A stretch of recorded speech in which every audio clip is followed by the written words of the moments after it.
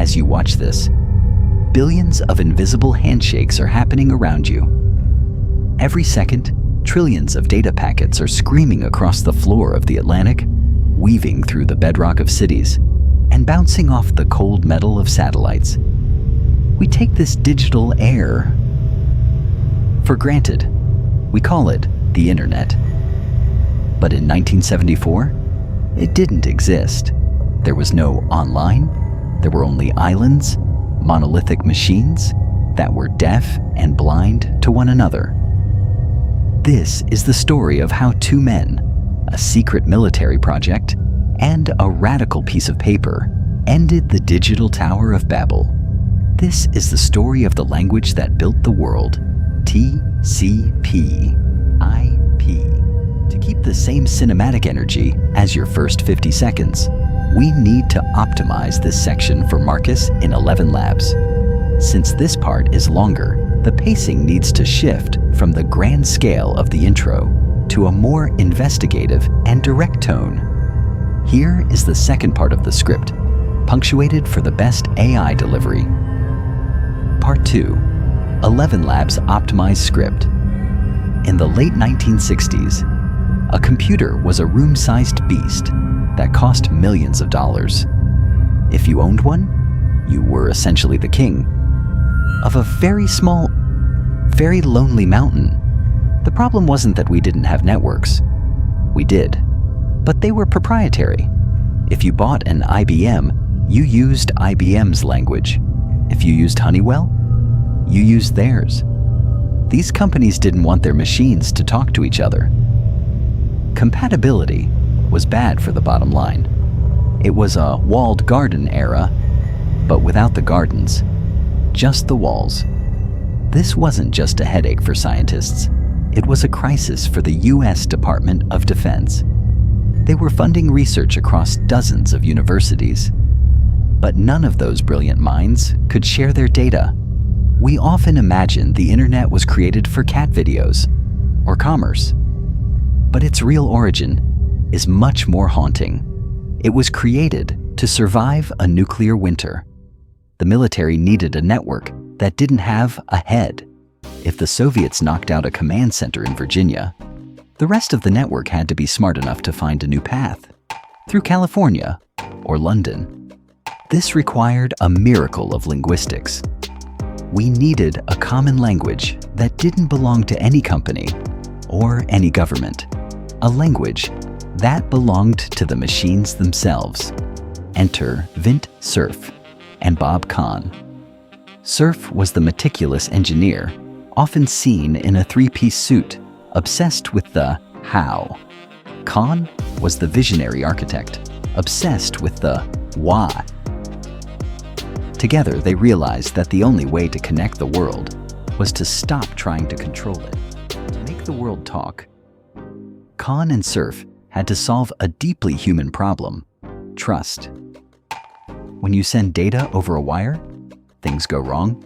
Lightning strikes, cables fray, or a router simply gets overwhelmed. In the old world, if a single bit was lost, the whole system crashed. Their solution was TCP, the Transmission Control Protocol. Think of TCP as a hyperfixated postal clerk. It doesn't just send your letter, it chops your letter into tiny pieces, numbers them, and puts them in separate envelopes. But the genius isn't in the sending, it's in the handshake. Before a single piece of data moves, the two computers have to agree to talk. First, the SYN, computer A, says, "I want to talk. My sequence starts at 0. Then, the SYN, CK. Computer B says, "I hear you. I'm ready. My sequence starts at 5,000. Finally, the ACK. Computer A says, "Got it. Let's go." This three-way handshake is the heartbeat of the modern world. It is a moment of digital consensus. But TCP is nothing without IP, the Internet Protocol. If TCP is the clerk numbering the pages, IP is the envelope. It contains the address. It is the most direct part of the system. It doesn't care if it's carrying a love letter, a bank transfer, or a virus. It just looks at the destination and moves it to the next hop. This is the layered model. The application layer, where you type your email. The transport layer, where the data is chopped and numbered. The internet layer, where the address is slapped on. And the network layer, where the data actually hits the wire as light or electricity. This simple formula, the sequence number plus the length of data, allows the receiver to know exactly what's missing. If packet 4 is missing, the receiver doesn't keep quiet. It yells back, "I have 1, 2, and 3. I am waiting for 4. It refuses to move on until the truth is complete.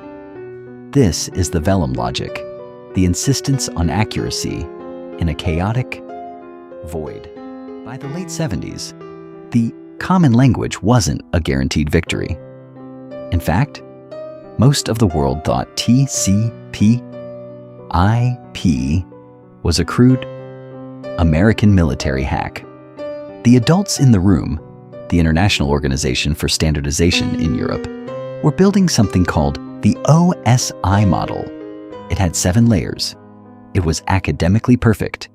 It accounted for every possible edge case. It was the Vellum of the elite. But there was a problem. It was too slow. It was designed by committees of bureaucrats who spent years arguing over the definition of a session. Meanwhile, Kahn and Cerf's hack was being built by grad students in blue jeans. They didn't wait for a committee. They followed a mantra that we should all remember in 2026. Rough consensus and running code. They didn't care if it was perfect. They cared if it worked. The protocol wars weren't fought with guns. They were fought with adoption. Because TCP/IP was open source and free.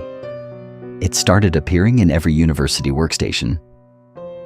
By the time the OSI model was finalized, it was like a beautiful, gold-plated train arriving at a station where everyone had already learned to fly. The lesson here is human. Simplicity beats perfection. The common language won because it was humble enough to be used by anyone. Every great story has a point of no return. For the internet, it was New Year's Day, 1983. The ARPANET was still running on an older system called NCP. It was clunky. It couldn't scale. The administrators realized they couldn't just slowly switch to TCP/IP. They had to rip the Band-Aid off. They announced Flag Day at midnight. On January 1st, the old network would be killed. Imagine you are a researcher in 1982. Everything you've built depends on that connection. If your software isn't updated by midnight, you are cut off from the world. This was the first Y2K moment, but it was real. Engineers stayed up for days, fueled by bad coffee and the fear of isolation. They were debugging thousands of lines of code by hand. When the switch flipped at midnight, the silence was terrifying. But then, the packets started flowing. The handshakes were successful. The common language was now the only language. This is the moment the ARPANET died and the internet was born. It wasn't a gradual transition. It was a leap of faith. We forget that the internet isn't a physical thing. It's an agreement.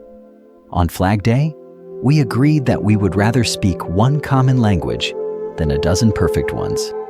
We chose connection over ego. We are now in 2026. The world that Kahn and Cerf imagined has grown far beyond their wildest dreams and their darkest fears. When they designed IP addresses, they used a 32-bit system. They thought 4.3 billion addresses would be enough. For 1,000 years, they didn't realize that one day, your refrigerator, your watch, and your car would all need a seat at the table. We ran out of addresses years ago. We are now transitioning to IPv6, a system so vast it can give a unique address to every atom on the surface of the Earth. But even as the void of the internet grows to encompass every aspect of our lives, the core of TCP, IP, remains. It is the most successful piece of collaborative writing in human history. Why has it survived? Because it is end-to-end. The network doesn't judge the data. It doesn't care if you are sending a revolutionary manifesto or a cat video. It just promises to try its best to get the packets there. In a world of 2026, where walled gardens are returning, where social media apps and tech giants want to keep you inside their own islands, TCP, IP, is our last line of defense. It is the proof that we are better when we are connected. Khan and Cerf didn't just give us a protocol, they gave us a philosophy that the void isn't something to be feared. It's a space to be filled with conversation. The vellum of their 1974 paper is now digital dust, but the common language is louder than ever. As you close this video, remember, you aren't just a user of the internet. You are a participant in a 50-year-long handshake.